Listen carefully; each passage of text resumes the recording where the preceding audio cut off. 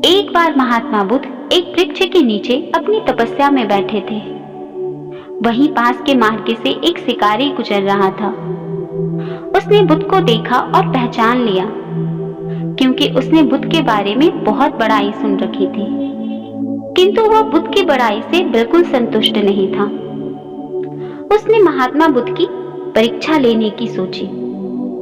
शिकारी पहले तो महात्मा बुद्ध को एक छोटा सा पत्थर फेंककर मारता है, पर बुद्ध ने कोई प्रतिक्रिया नहीं की, क्योंकि उनका मानना था कि कष्ट शरीर को होता है, आत्मा को नहीं। अतः शिकारी द्वारा फेंके गए पत्थर के कारण कष्ट उनके शरीर को हुआ है, आत्मा को नहीं। शिकारी कुछ समय तक तो सोचता रहा कि बुद्ध कोई प्रतिक्रिया तो करेंगे, पर बुद्ध ने कोई प्रतिक्रिया नहीं की और अपनी तपस्या में लीन रहे। तब शिकारी ने पुनः एक पत्थर उठाया और महात्मा बुद्ध की तरफ फेंका। इस बार वह पत्थर महात्मा बुद्ध के आंखों के पास जा लगा और वहां से रक्त बहने लगा। बुद्ध को इसका आभास हुआ कि उनके शरीर से रक्त बह रहा है, किंतु वो फिर भी अपनी तपस्या से नहीं उठे।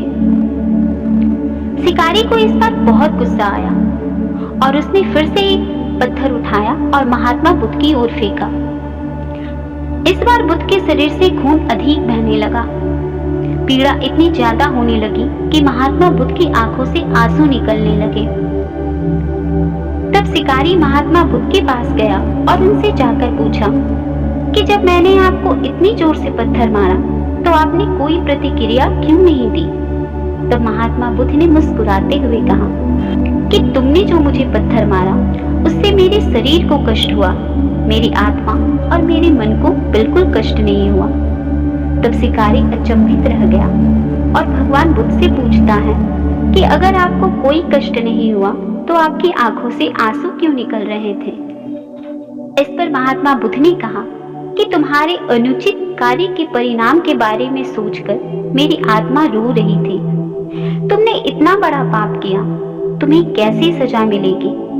बुद्ध की बातें सुनकर शिकारी भगवान बुद्ध के चरणों में नतमस्तक हो गया और उनसे क्षमा याचना करने लगा। महात्मा बुद्ध बड़े क्षमाशील व्यक्ति थे। उन्होंने शिकारी को तुरंत क्षमा कर दिया और इतना ही नहीं, उसे अपना आशीर्वाद भी दिया। वह आदमी महात्मा बुद्ध के आशीर्वाद पाकर एक महान व्यक्ति और साधक के रूप में अपना जीवन व्यतीत करने लगा।